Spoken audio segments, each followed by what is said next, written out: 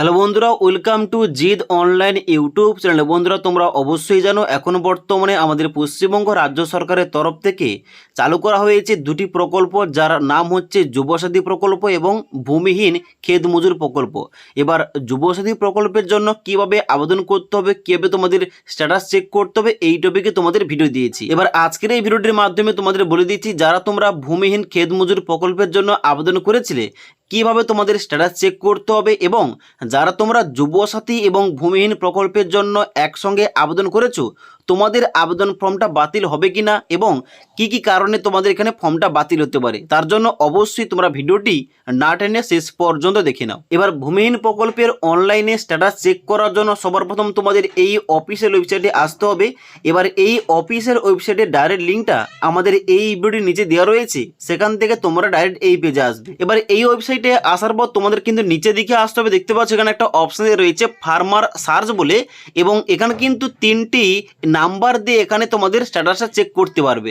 যেমন এখানে বলা হচ্ছে অ্যাকনোলেজমেন্ট নাম্বার দিয়ে চেক করা যাবে, আধার কার্ডের নাম্বার দিয়ে চেক করা যাবে এবং রেজিস্টার মোবাইল নাম্বার দিয়ে চেক করা যাবে। তোমরা যে কোনো একটি নাম্বার এখানে পুট করবে এবং নিচে স্ট্যাটাস চেক করার জন্য সার্চ অপশানে ক্লিক করবে। এবার সার্চ অপশানে ক্লিক করার সঙ্গে সঙ্গে তোমাদের কিন্তু নিচে তোমাদের ডাটাগুলো শো হবে, যাদের তোমাদের ফর্মগুলো অলরেডি অনলাইনে সাবমিট কিংবা ডাটাগুলো এন্ট্রি হয়ে গেছে। ওকে, আর যাদের তোমাদের ফর্মটা অনলাইনে এখনো পর্যন্ত সাবমিট করা হয়নি কিংবা ডাটাগুলো এন্ট্রি হয়নি, তোমাদের কিন্তু বর্তমানে দেখাবে নো রেকর্ড ফাউন্ড। ওকে, এবার যারা তোমরা প্রথমের দিকে ফর্মগুলো জমা দিয়েছিলে তোমাদের কিন্তু এখানে নিচে শো করবে তোমাদের ডিস্ট্রিক্ট, ব্লকের নাম এবং তার সঙ্গে সঙ্গে ফর্মের স্ট্যাটাসটা কি রয়েছে। ওকে, তো এখানে কিন্তু তোমরা এই পদ্ধতি ফলো করে তোমরা কিন্তু চেক করতে পারো তোমাদের আবেদন ফর্মের স্ট্যাটাসটা কি দেখাচ্ছে। ওকে, এবং যাদের ফর্মটা এখনো পর্যন্ত এন্ট্রি হয়নি, নো রেকর্ড ফাউন্ড দেখাচ্ছে, তোমাদের কিন্তু একটু ওয়েট করতে হবে এবং 2 দিন 3 দিন পর কিন্তু আবার তোমাদের পুনরায় এই পোর্টালে এসে তোমাদের কিন্তু এইভাবে চেক করতে হবে তোমাদের স্ট্যাটাসটা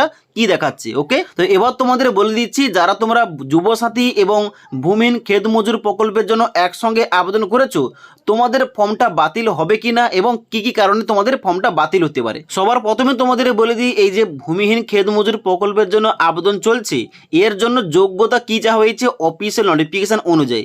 এখানে কিন্তু যোগ্যতা সম্বন্ধে অফিসিয়াল নোটিফিকেশনে বলা রয়েছে যে এই স্কিমটি পশ্চিমবঙ্গের বাসিন্দা ক্ষেত মজুরদের জন্য প্রযোজ্য হবে যাদের কোনো কৃষি জমি নেই এবং সেই জন্য কৃষক বন্ধু প্রকল্পের আওতাভুক্ত নন, বর্গা চাষী হিসাবে নথিভুক্ত নন এবং জীবিকা নির্বাহের জন্য সম্পূর্ণরূপে অন্যের জমিতে কৃষি কাজকর্মের উপর নির্ভরশীল, এবং তাদের জন্য কিন্তু এই প্রকল্প চালু করা হয়েছে। অর্থাৎ যে সমস্ত কৃষকরা কৃষক বন্ধু প্রকল্পের টাকা পায় না এবং তার সঙ্গে সঙ্গে অন্যান্য কোনো প্রকল্পের টাকা পায় না, যাদের কোনো কৃষি জমি নেই এবং যারা বর্গা চাষী হিসাবে নথিভুক্ত নয়, তারা কিন্তু অন্যের জমিতে কৃষি কাজ করে জীবিকা নির্বাহ করে থাকে, শুধুমাত্র তাদের কিন্তু বাৎসরিক কিন্তু এখানে 4,000 টাকা দেওয়া হবে এবং তারা কিন্তু শুধুমাত্র যোগ্য।